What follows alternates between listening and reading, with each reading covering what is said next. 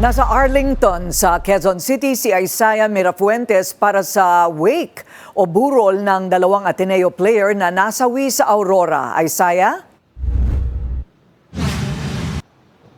Yes, Corina, tama ka dyan. Isang malaking kontrobersya nga ang kinaharap ngayon sa mundo ng sports.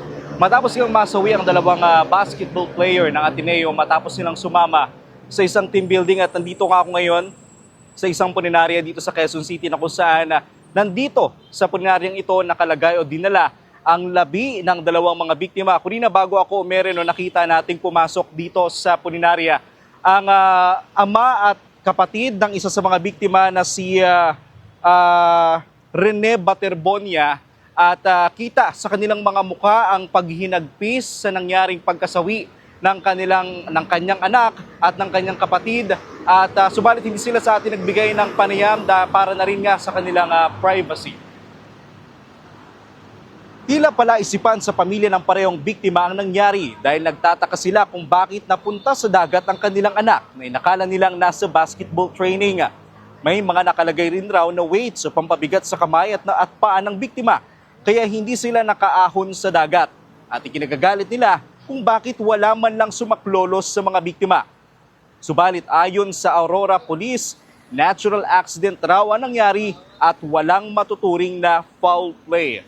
Samantala, Corina, iginiit rin ng Aurora Police na meron daw mga lifeguard doon sa resort na kung nasaan nga ang mga biktima ng mangyari ang insidente. At ayon sa kanila, yung itong mismong mga lifeguard nga daw ang kabilang sa mga nagdala sa mga biktima sa ospital.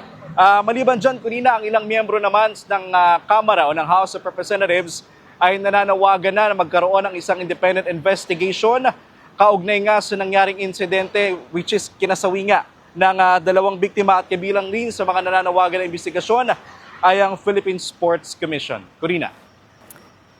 Okay, Isaiah, mayroon na bang pahayag ang Ateneo de Manila University?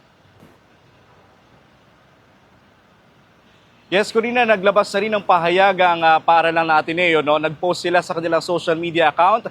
Ang sinasabi nila, nakikiramay sila sa nangyari sa pamilya ng dalawang estudyante nilang nasawi. At sinasabi rin nila, Corina, na sa ngayon ay dapat bigyan raw muna ng sapat na panahon ang mga kaanak ng mga biktima pero hindi sila nagbigay na, Corina, ng kahit anong paliwanag sa kung ano ang mangyayari after this. Ang sinasabi lang nila, tutulungan nila ang mga kaanak ng biktima. Corina. Ayun, so siguro masyado pang ang maaga para malaman kung may mananagot ba o pananagutin sa nangyaring ito, ano? Maraming salamat, Isaiah Mirafuentes ng Abante Live mula sa Arlington sa Quezon City.